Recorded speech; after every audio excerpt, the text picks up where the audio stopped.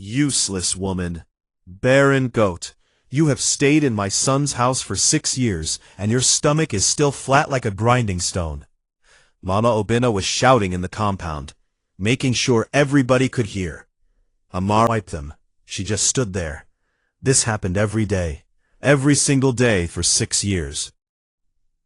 If you don't get pregnant soon, I will bring another wife for my son. A real woman. You hear me?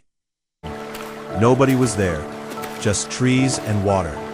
Women usually came here to fetch water, but now the place was empty. Everybody was at home, resting. Good.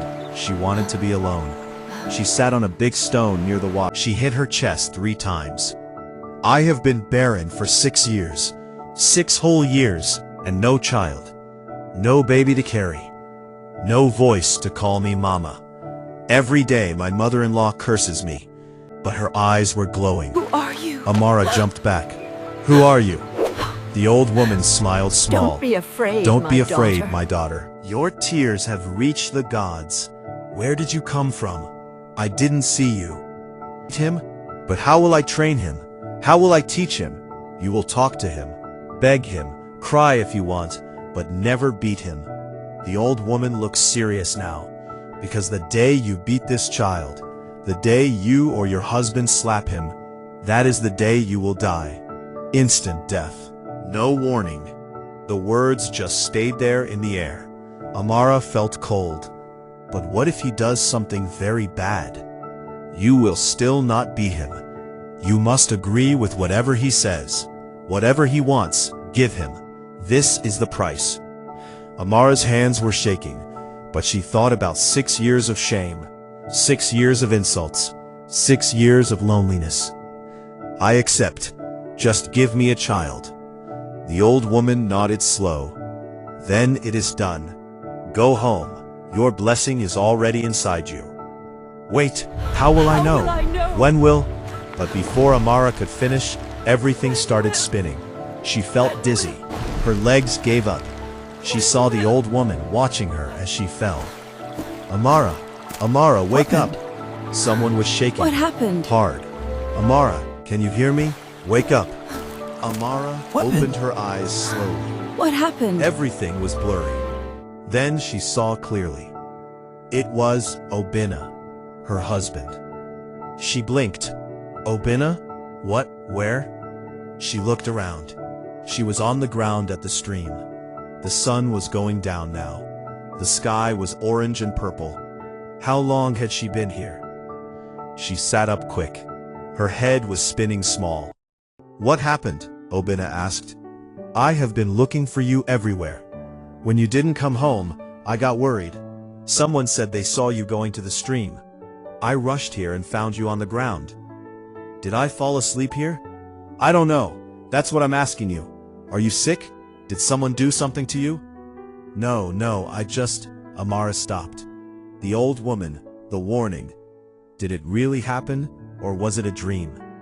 She looked around, but there was nobody, nothing. I came here to pray. I was crying and praying to the gods. Then, I must have fainted. Obina looked at her carefully.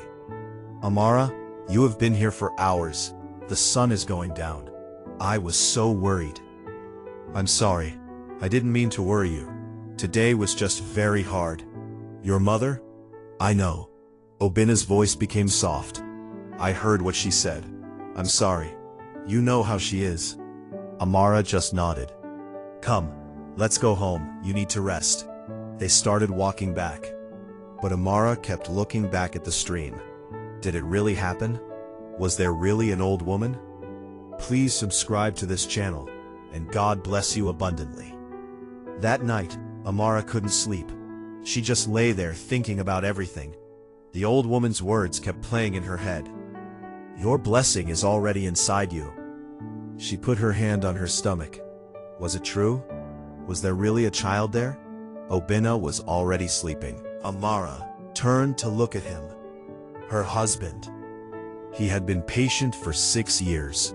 He defended her. He never complained. He loved her. But she knew his patience was running out. His mother was pressuring him every day to marry another wife. Soon he would have no choice, unless the old woman was real. Obinna. She shook him small. He didn't open his eyes. Obinna, wake up, I need to tell you something. What is it? Can it wait? No. He opened his eyes and sat up. What's wrong? When I was at the stream today, something happened. She told him everything, about crying to the gods, about the old woman appearing, about the promise of a son, about the warning, about the price. Obinna just listened. When she finished, he was quiet for long. Do you think it was real, or just a dream? That's why we should call Adaeze, the midwife, tomorrow. She will check me. Obinna nodded. Okay, we will do that. And if it's true, if I'm really pregnant, will you accept the condition? Obinna was quiet again. If the gods are giving us a child after 6 years, we must accept their terms. We will teach the child with words. We don't need to be him. Amara wasn't sure it would be that easy, but she nodded. They lay back down. Neither of them slept much that night. Next morning, early, Obinna went to call Adaeze the midwife. Adaeze was a big woman, with kind face and gentle hands. When she came, she was smiling. Ah, Obinna, you woke me up early. Your message sounded urgent. What is happening? Please, Adaeze, check Amara. They went inside. Adaeze told Amara to lie down. Then she started checking. She pressed Amara's stomach, different places. Asked questions. How are you feeling? Have you been sick in the mornings? Anything different? Amara answered everything. Her heart was beating fast. Finally, Adaeze sat back with a big smile. Well? Obinna asked from the door. What is it? Adaeze looked at both of them. Congratulations. The gods have blessed you. Amara, you are pregnant. Nobody moved for some seconds. Then Amara screamed. She jumped up and hugged Adaeze, laughing and crying together. Obinna shouted loud. He started jumping like a small boy. Thank you, gods. I'm going to be a father. The noise brought people running. When they heard the news, the whole compound started celebrating. Women were ululating. Men were clapping. Children were running around. Even Mama Obinna, when she heard, her mouth just opened. For some seconds, she was just shocked. But other women were watching, so she forced a smile. I knew it! I always knew my daughter-in-law would give me grandchildren. The women looked at each other, but said nothing. Everybody knew that was a lie. News spread fast. By afternoon, the whole village knew. Amara was pregnant. People who mocked her came to congratulate. People who ignored her came to greet. Suddenly, everybody wanted to be her friend. Amara's parents came from their village. Her mother was crying happy tears, holding her daughter. My child. After all this suffering, finally. The celebration continued for days. Amara was smiling all the time. The shame was gone. She was going to be a mother. But late at night, sometimes she would wake up and remember the warning. Never. She pushed the fear away and touched her stomach. Whatever the price, she would pay it. 9 months passed. Amara's stomach grew big. The village watched and waited. Everyone was excited. When her time came, the birth was easy. Not the terrible long labor some women have. The baby came quick and opened his mouth and cried. Loud, strong, healthy. It's a boy. Adaeze held up the baby, a beautiful, strong boy. The compound exploded with joy. Drums started. Women started dancing. Obinna was running around shouting, I have a son. The gods have given me a son. They named him Uche, God's will, because this child was truly God's will. The naming ceremony was big, very big. 3 goats killed, mountains of rice, too much food, music from morning to night, drums, dancing, palm wine flowing. Baby Uche was perfect. Big eyes, smooth skin, 10 fingers, 10 toes, and strong. When he cried, the whole compound heard. "This child will be great," the elders said. "The gods have marked him." Amara was glowing. After 6 years of shame, she was finally a mother. She would carry Uche on her back to the stream, and the same women who whispered before now came running to see the baby. But as months became years, things started changing. Uche was not like other children. From when he started walking, people noticed. This boy was stubborn, very stubborn, not normal stubborn. When Uche wanted something, he wanted it now. If his parents said no, he would throw himself on the ground and scream, roll in the dust, cry loud, very loud. And Amara and Obinna, they couldn't do anything. They would just stand there, then give him what he wanted. Other parents watched. "Why don't you discipline that boy? Just one slap." Children need boundaries. That child is too spoiled. But Amara and Obinna couldn't explain. How could they say they were forbidden by the gods? That one slap meant death. So they said nothing, just smiled and stayed quiet. And Uche got worse.